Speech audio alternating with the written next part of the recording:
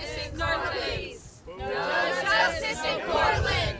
No justice in Portland. No justice in Portland. No justice. In a statement, Mary Lee Hanley, the director of stakeholder outreach at SpectraAIM, claimed that the Algonquin Intermental Market Project, otherwise known as the AIM pipeline, provides affordable and environmentally friendly energy for homes, hospitals, and businesses by way of 8 New England local distribution companies and 2 municipal utilities.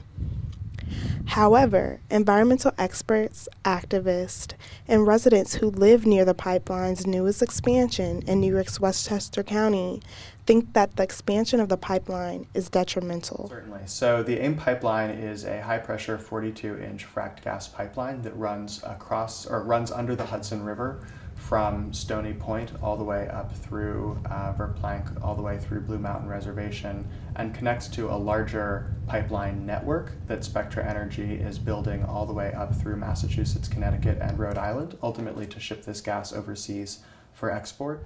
May stay strong and keep fighting Spectra project. We thank you, God. And I got involved with Spectra simply because neighbors in Peekskill, I'm a former letter carrier in Peekskill, New York, 30 years. It was going through their backyard and also next to Indian Point, which doesn't make a lot of sense.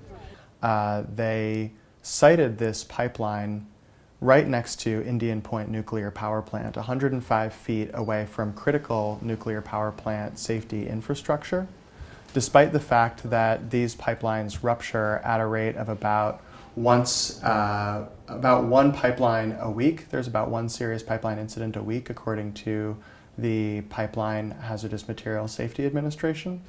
And they have no regard for the community. They haven't listened to anyone's input, and that's really the only thing they care about is their bottom line.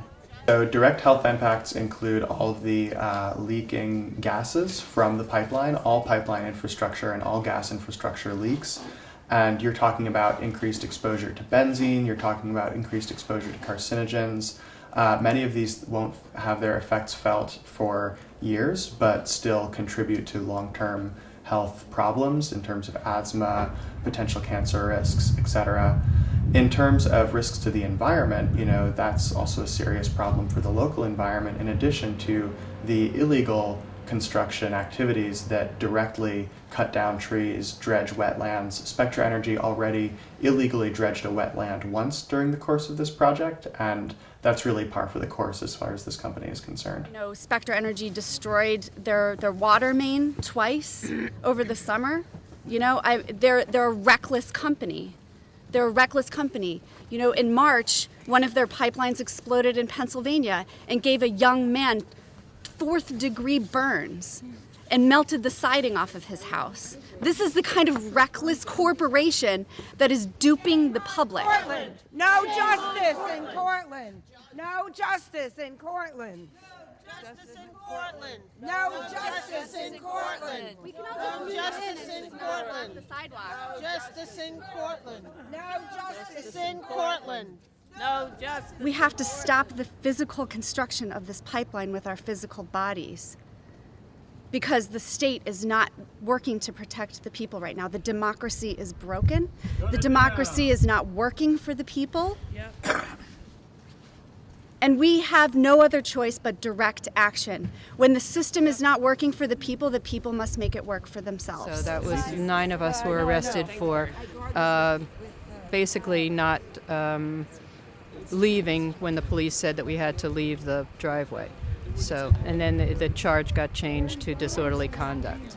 So the judge today, basically after 6 months of a trial where we're doing the necessity defense, saying that what we're doing is to prevent a greater harm, which is essentially what this whole thing is all about, is that we believe we're in an emergency situation and none of these people are taking it serious, and disrespected all of the 20 million people in this vicinity that are now being put at risk by this pipeline, not taking the pipeline seriously. The significance is the justification defense, which he rejects. We all know, and you all know, that the actions were justified, that the harm is imminent, that the pipeline is extraordinarily dangerous and constitutes a present harm and a present threat to every resident of this town, of this county, and of the areas surrounding Indian Point. Yeah, but I mean, you know, we would all be willing to go to jail for this, right? We were willing to put our bodies on the line. So, you know, the thing is you guys, the Spectra pipeline is not finished yet. I mean, they're giving the impression that they're in business and that it's a done deal. I've been feeling the community being like it's over. It's not over. Like, if you drive down Broadway, you can see it from 14th Street in Verplank. You can see it's just laying there on the side of the road.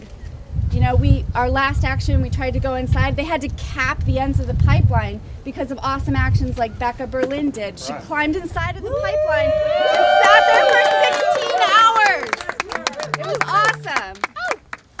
And so they had to react to us.